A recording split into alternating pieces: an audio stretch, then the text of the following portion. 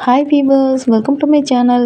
இன்றைக்கி நம்ம சேனலில் ரோட்டு கடை காளான் மசாலா வீட்டிலே எப்படி ரெடி பண்ணுறதுன்னு பார்க்க போகிறோங்க. வீட்டில் ஒரு வெங்காயமும் கோஸும் இருந்தாலே போதுங்க, ரொம்ப குயிக்காக ரெடி பண்ணிடலாம். ஒரு 10 மினிட்ஸில் ரொம்ப சுலபமாக சுட சுட ஈவினிங்கில் இந்த மாதிரி மழை நேரத்துக்கு செஞ்சு சாப்பிடும்போது ரொம்பவே நல்லா இருக்குங்க. வாங்க இந்த ரோட்டு கடை காளான் மசாலா எப்படி செய்யறதுன்னு பார்க்கலாம். அதுக்கு முன்னாடி நம்ம சேனலையும் சப்ஸ்கிரைப் பண்ண மறக்காதீங்க. ஃபஸ்ட்டு இந்த காளான் மசாலா செய்கிறதுக்கு 1 கப் அளவுக்கு பொடியாக நறுக்குன கோஸ் எடுத்துக்கோங்க. நல்லா 1 கப்பில் நல்லா தலை மங்குற அளவுக்கு அளந்து எடுத்துருக்கேன்.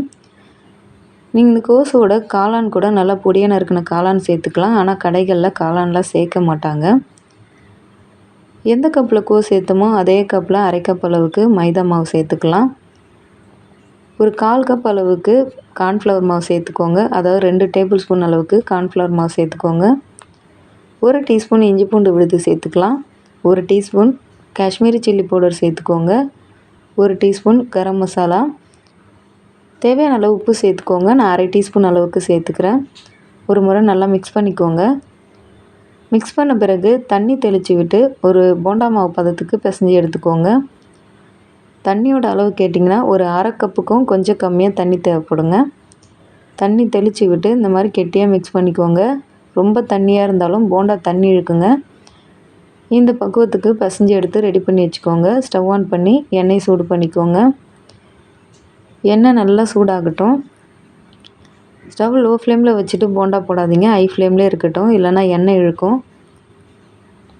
பாருங்கள், இப்போ நல்லா நுரைச்சி வருது. இந்த நுரை லேசாக அடங்கின பிறகு இதை லேசாக திருப்பிக்கோங்க. எந்த அளவு சின்னதாக போட முடியுமோ அந்தளவுக்கு சின்னதாக போடுங்க.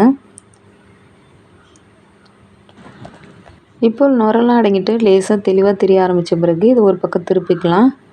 இந்த மாதிரி திருப்பி விட்டு எல்லா பக்கமும் ஒரே அளவாக சிவந்து வர மாதிரி நல்லா வெந்த பிறகு வெளியே எடுத்துடுங்க. இப்போ பாருங்கள், இது எல்லாமே நல்லா சிவந்து வந்துடுச்சு. இதை வெளியே எடுத்துடலாம். மீதி இருக்க மாவையும் இதே மாதிரியே பொரித்து எடுத்து வச்சுக்கோங்க. ஸ்டவ்வை ஹை ஃப்ளேம்லேயே வச்சுட்டு பொரிச்சு எடுங்க. லோ ஃப்ளேமில் வச்சிங்கன்னா எண்ணெய் இழுக்கும். பாருங்கள், நான் எல்லா கோஸையும் இது மாதிரி பொரித்து எடுத்துட்டேன். இது நல்லா ஆறட்டும். ஆறின பிறகு இது எல்லாத்தையும் பிரித்து எடுத்து வச்சுக்கலாம். இது அப்படியே செய்ய முடியாது.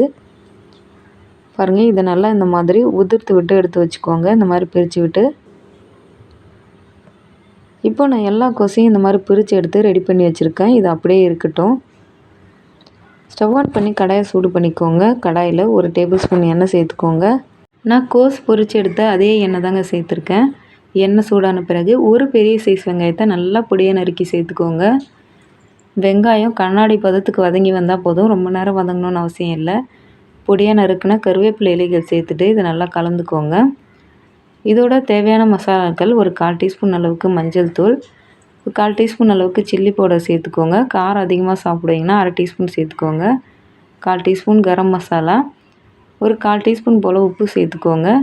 உப்பு சேர்த்துட்டு மசாலாவோட பச்சை வாசனை போகிற அளவுக்கு லேசாக வதக்கிக்கோங்க. இது வதங்கி வந்த பிறகு 1 டேபிள் ஸ்பூன் அளவுக்கு தக்காளி சாஸ் சேர்த்துக்கோங்க. இந்த மாதிரி சாஸ் சேர்க்கும்போது அந்த மசாலாவில் இருக்க புளிப்பு சுவையெல்லாம் பேலன்ஸ் பண்ணிவிடுங்க. ரொம்பவே டேஸ்ட்டாக இருக்கும். இது சேர்த்த உடனேவே ஒரு பவுலில் 1 டேபிள் ஸ்பூன் அளவுக்கு கார்ன்ஃப்ளவர் மாவு சேர்த்துக்கோங்க.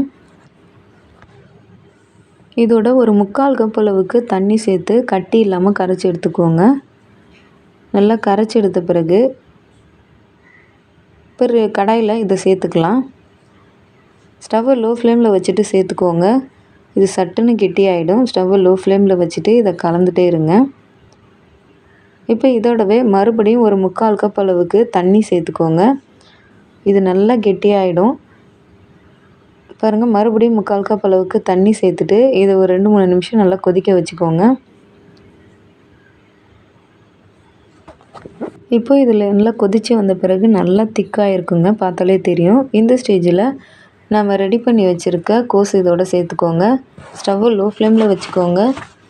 கார்ன்ஃப்ளவர் மாவு சேர்த்த பிறகு ஸ்டவ் லோ ஃப்ளேமில் தாங்க இருக்கணும். லோ ஃப்ளேமில் வச்சுட்டு 2-3 நிமிஷத்துக்கு நல்லா மிக்ஸ் பண்ணிக்கோங்க. இது நல்லா மிக்ஸ் பண்ண பிறகு 2 நிமிஷம் அப்படியே இருக்கட்டும். அவ்வளவுதாங்க, நல்லா டேஸ்டியான காளான் மசாலா நல்லா சுட சுட ரெடி ஆகிடுச்சு. பார்த்திங்கனாவே தெரியும். ஸ்டவ் ஆஃப் பண்ணிவிட்டு இதை வெளியே எடுத்துடுங்க. சுட சுட சாப்பிட்றதுக்கு ரொம்ப டேஸ்ட்டாக இருக்குங்க. சப்போஸ் ரொம்ப நேரம் கழித்து வச்சிருந்து சாப்பிட்றீங்கன்னா நல்லா கெட்டியாயிடும். அதனால் நல்லா கொதிக்கிற தண்ணி கொஞ்சமாக ஒரு 1/2 டம்ளர் அளவுக்கு சேர்த்துட்டு மறுபடியும் நல்லா சூடு பண்ணிவிட்டு சாப்பிட்டு பாருங்கள். ரொம்பவே க்ரீமியாக டேஸ்ட்டாக இருக்குங்க. கண்டிப்பாக கடைகளில் கிடைக்கிறது போலவே இருக்கும். வீடியோ யூஸ்ஃபுல்லாக இருந்துச்சுன்னா லைக் பண்ணுங்கள், சப்ஸ்கிரைப் பண்ணுங்கள். Bye friends.